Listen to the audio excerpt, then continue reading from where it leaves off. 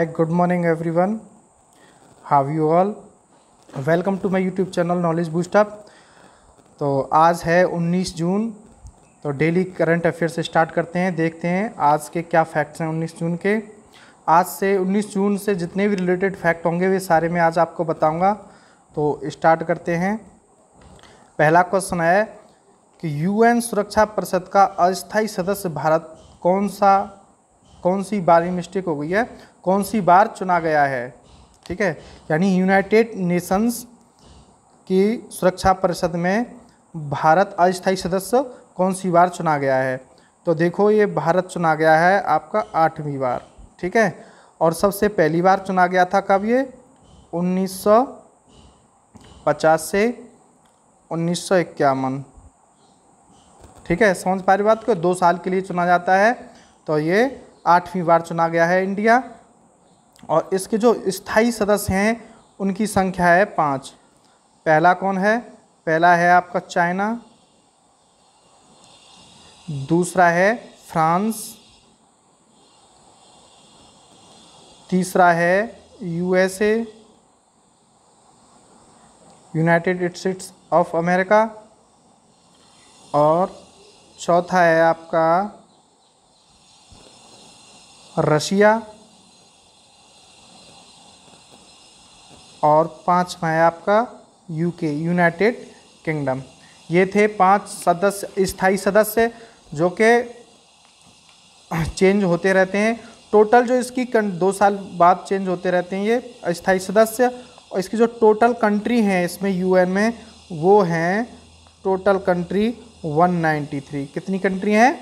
193। Clear. अब बात कर लेते हैं यूएन से। तो ये जो स्थापित दिवस है इसका, यानी ये जो एस्टेब्लिश हुआ था वो हुआ था 1945 में। कब हुआ था? 1945 में। और ये 2020 में, ये 2020 में इसकी ये 75वीं वर्षगांठ है, यानी एनिवर्सरी बोल सकते हैं, 75th। ओके, तो ये यूएन से रिलेटेड जितने फैक्ट थे वो मैंने बता दिए। अब नेक्स्ट क्वेश्चन की देखते हैं। नेक्स्ट क्वेश्चन की शुरुआत करते हैं।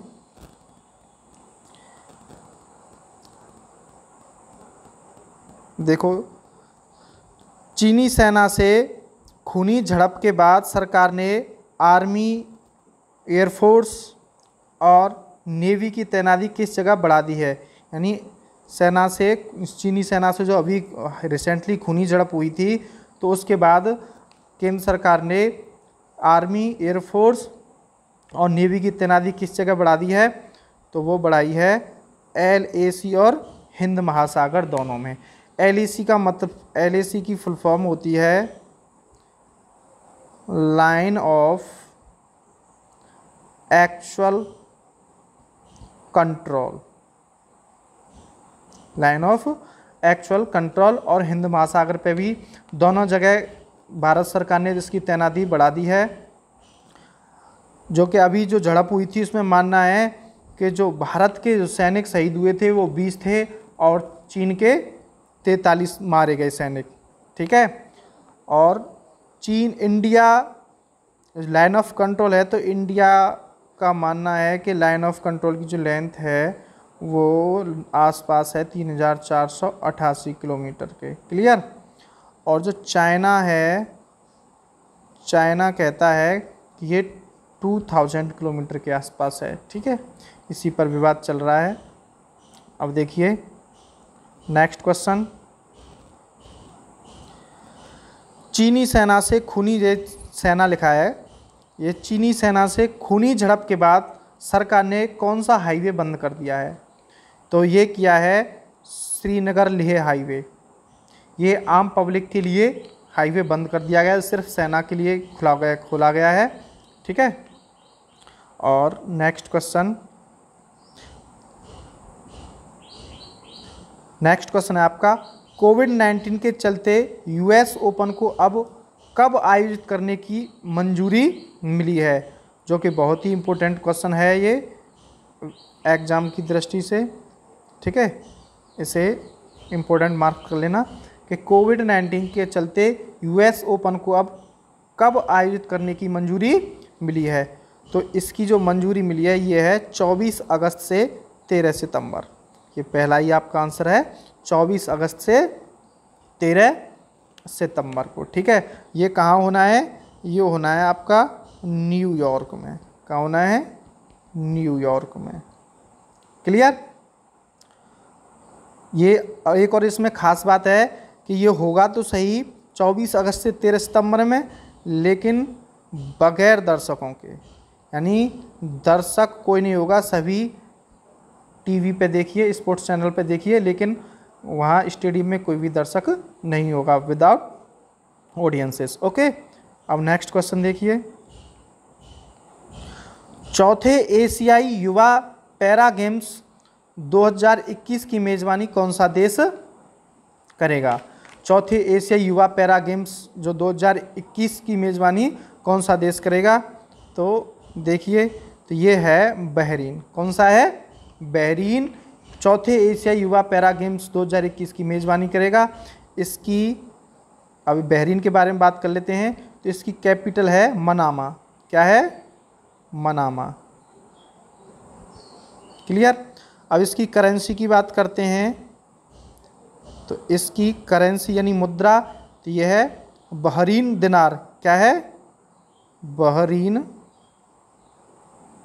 दिनार। क्लियर? अब देखिए नेक्स्ट,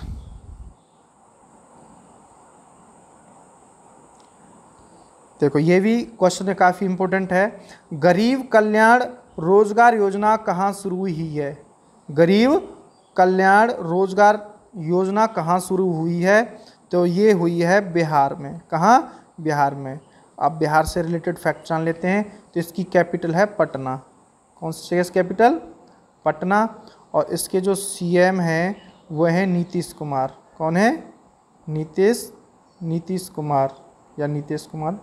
ठीक है। और इसके जो गवर्नर हैं वो हैं फागू चौहान। कौन है? फागू चौहान। क्लियर? समझ पा रहे हो बात को? अब देखिए नेक्स्ट, हाल ही में बीसीसीआई लोकपाल का कार्य 1 वर्ष के लिए बढ़ा दिया गया है। उनका नाम क्या है? जो बीसीसीआई के लोकपाल हैं उनका नाम क्या है? तो वे हैं आपके जस्टिस डी.के. जैन। कौन है? Justice D K. जैन। अब ये जो पिनाकी चंद्र घोष हैं, ये पिनाकी चंद्र घोष पहले जन लोकपाल अध्यक्ष हैं। कौन है? पहले जन लोकपाल अध्यक्ष पिनाकी चंद्र घोष, जिन्हें 2019 में नियुक्त कर दिया गया था लोकपाल अध्यक्ष। 1 साल के लिए इनका भी कार्यकाल बढ़ाया गया है। अब बात करते हैं नरेंद्र बत्रा की। तो ये इंडियन फेडरेशन हॉकी के ये अध्यक्ष हैं। ठीक है। और के वेणुगोपाल के बारे में भी मैंने आपको लास्ट क्लास में बताया था। ठीक है। अब बात करते हैं बीसीसीआई की। तो बीसीसीआई की फुल फॉर्म क्या है? Board of control Indian cricket. ठीक है। इसके जो रिसेंटली प्रेसिडेंट हैं, अध्यक्ष हैं, वो हैं सौरव गांगुली। कौन है? सौरव गांगुली। ठीक है। अब देखिए नेक्स्ट क्वेश्चन,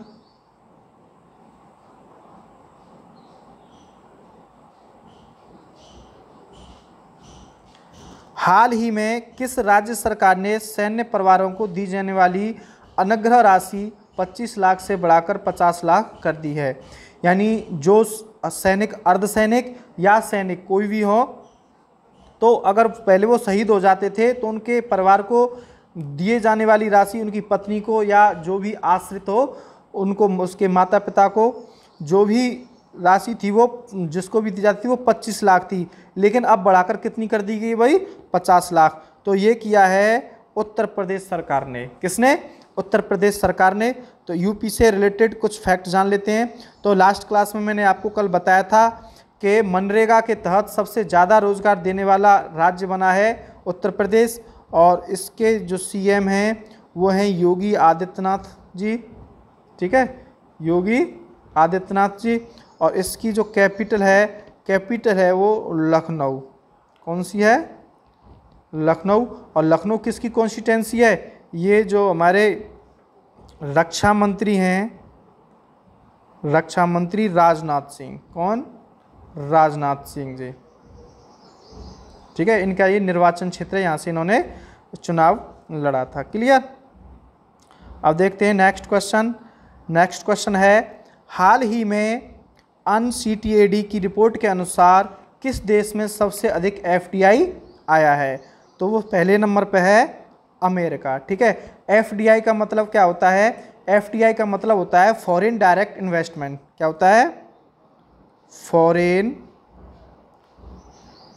डायरेक्ट इन्वेस्टमेंट। ठीक है, foreign direct investment. Clear?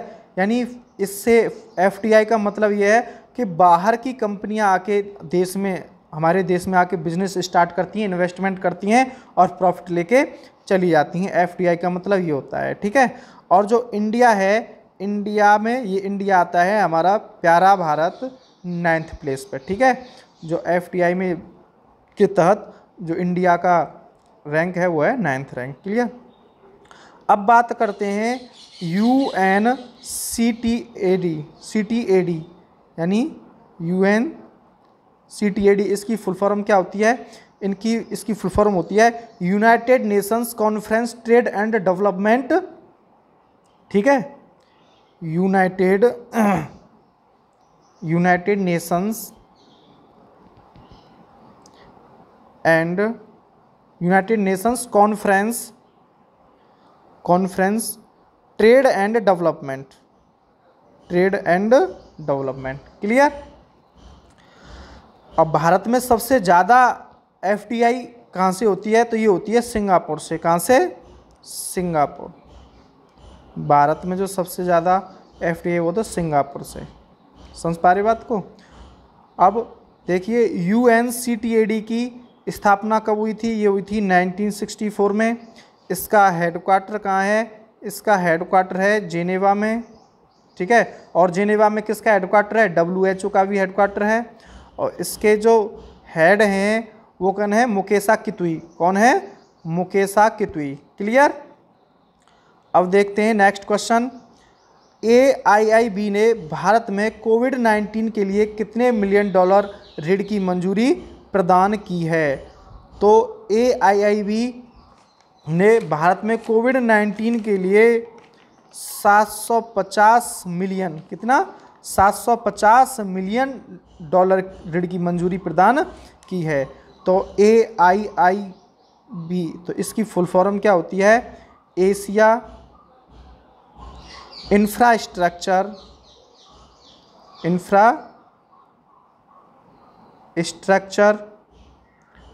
Investment bank.